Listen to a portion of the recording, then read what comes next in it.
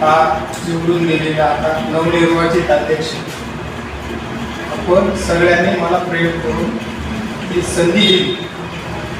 आमचं महागावामध्ये खास आता सगळ्यात जास्त खास मलाच आहे. कारण सगळ्यात कुठेही घ्यायचं कार्यक्रम घ्यायचा असलं तर सगळ्यात मला पुढे यावं. मी म्हणले की मग मला 2-3 माणसं तयार होती. बाकी कुणी साहित्य परिषदेचे आतापर्यंत सहकार्याची भावना तर नाहीच. ते केले की त्यांना असं केलं, त्यांना ह्याला बोलील नाही, त्यांना ते बोलील नाही. या गोष्टीपेक्षा खास असल्यामुळं आम्ही तिघच होतो. निधीसाठी सगळ्यात सगळे सोंग करता येतात, पण पैशाची सोंग करता येते. म्हणून काही गोष्टीसाठी मी सर्व समाजांना सांगू इच्छितो की आपण निधी जमा करण्यासाठी आपण कुठले जर कार्यक्रम घ्यायचे. दानशूर लोक देशूरला भरपूर आहेत, पण त्यांच्याकडे जायला पाहिजे. 1-2 लोक गेल्या ना, त्या लोकांना काय वाटतं ह्यांनी काय घ्यायला, त्यांनी काय खायला, असंच होतं. आपण 10-15 लोकांनी जायचं. आता आपण निधी जमा करायची आणि पुढचं 1 वर्षाचं नियोजन रोडे सरांचं आहे की तुम्ही 1 वर्षात काय करता ते नियोजन करायचं आहे. ह्या नियोजनामध्ये आपण सगळे बसून त्याच्यासाठी काय काय लागते काय नाही. आता एसएल सरचं म्हणणं आहे की दर महिन्याला एक तरी कार्यक्रम घ्यायला 1 महिन्यात काय आपण 8 दिवसाला एक कार्यक्रम घेऊ, पण सगळे सोंग करतात, पैशाची सोंग कुठं करतात. पण रोज घेणार रोज. आता सरांना मी म्हणतो कमीत कमी आपण हे हॉलमध्ये घेऊ, दर महिन्यात एक कार्यक्रम छोटंसंच घेऊ. तिथे 50 लोक बसतील, जे रसिक आहेत ते थांबतील, बाकीचे थांबणार नाही. तर कमीत कमी म्हणलं सरांना 2000 रुपये लागतात. कमीत कमी एक कार्यक्रम आपण घ्यायला, साधं कार्यक्रम घेतलं तर 2000. हे 2000 आणायचे. तर त्याच्यासाठी आपण निधी जमा करायची. आता मी तुम्हाला एक सांगतो, आता श्रावण महिना येणार आहे. श्रावण महिन्यात एक कवी संमेलन घ्यावं असं माझी इच्छा आहे. गुरुजी, श्रावण महिन्यात आता आषाढीमध्ये घ्यायचं, आषाढी कविता घ्यायची होती, ते गेले. आता आपण आषाढीमध्ये मी जन्मलो म्हणून मी पुढे जातो.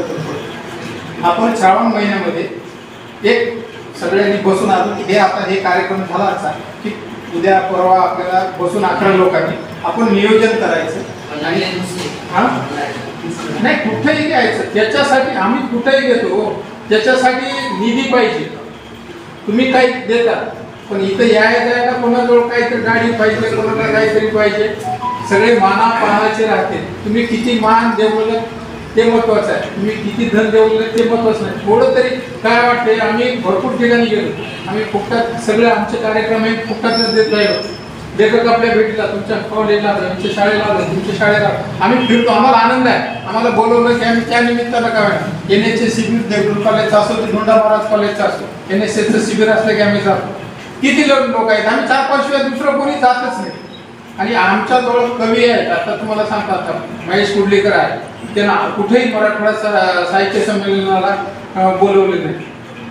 डॉक्टर शिकारे आहे, माधव देशमुख आहे, उत्तम मोहनचे आहे, उद्धव सोनकांबळे, आमच्याकडे साहित्यिक आहेत. त्यांना तुम्ही साहित्य परिषदेनं आमचं दखलच कधी घेईना. आणि मला कधी माझं घ्या म्हणून मला बोलायची सवय नाही. मी आयुष्यामध्ये कधी माझं पुढे ढकला म्हणून मी आयुष्यामध्ये कधी बोललो नाही. पण आता सगळ्यांचं म्हणणं चाललंय की मराठवाडा साहित्य परिषदेला कमीत कमी आमचे 2 तरी कमी प्रत्येक वेळेस असायला पाहिजे, असं सगळ्यांचं म्हणणं आहे. सर, आमच्या साहित्य परिषदेचा मी जर सोडलो तर बाकी कोणालाच बोलले नाही.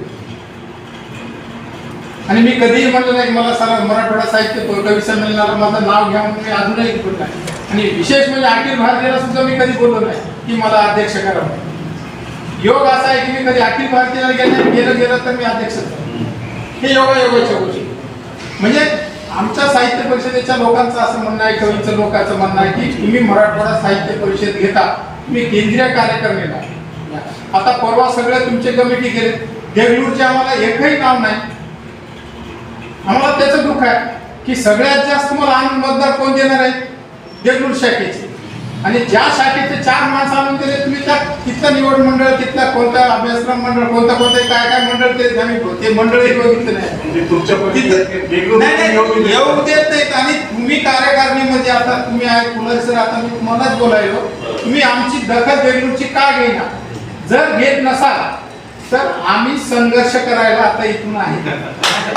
संघर्ष आम्ही बोलणार नाही तुम्हाला, आम्ही डायरेक्ट राजे पाटला साहेब आम्ही आता बोलणार आहे. आता तुम्ही तर आपलेच आहे.